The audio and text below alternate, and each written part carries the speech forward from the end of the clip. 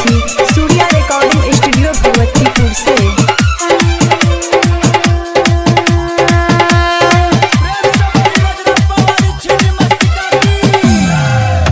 मैया गे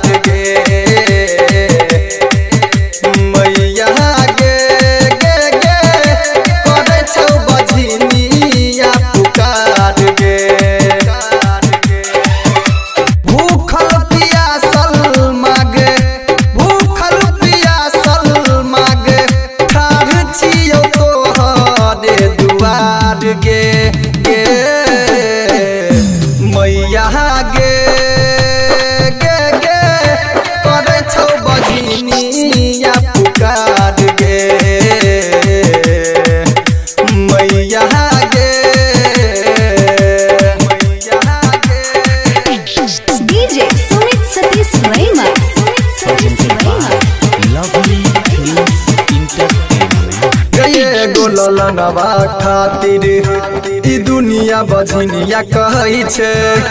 असुरा में सस ननद गे हमरा से रोज लड़ै छे गए गो ललनवा खातिर ई दुनिया बझनिया कहै छे असुरा में सस ननद गे हमरा से रोज लड़ै छे मैया हमारा सब गे भागल दुखक पहाड़ ये लइगे हमारा पीछे लागल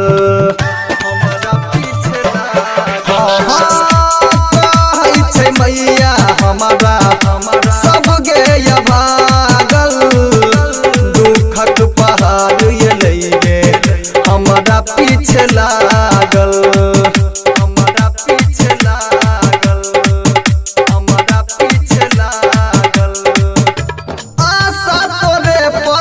मैया आशा तोरे पर मैया हमारो पर फेरने नजर गे गे मैया गे गे गे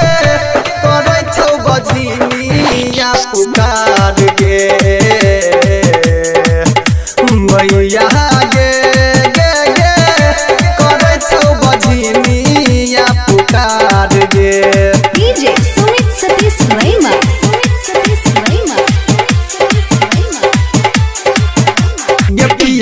मुकेश मावाली संगे छै उमेश उजाला गे दर्शन ला आइल छ इंदेश और सूर्या डीजे वाला गे पियाबा मुकेश मावाली संगे छै उमेश उजाला गे दर्शन ला आइल छ मनीष और सूर्या डीजे वाला मैया एगो दुखिया के बात गे बड़का कलंक छै लागल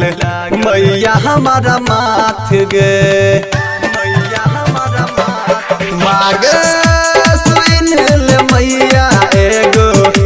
दुखिया के बात गे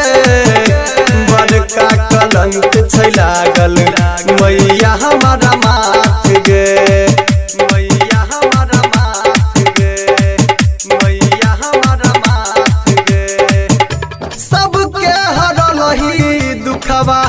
सबके हरलही दुखवा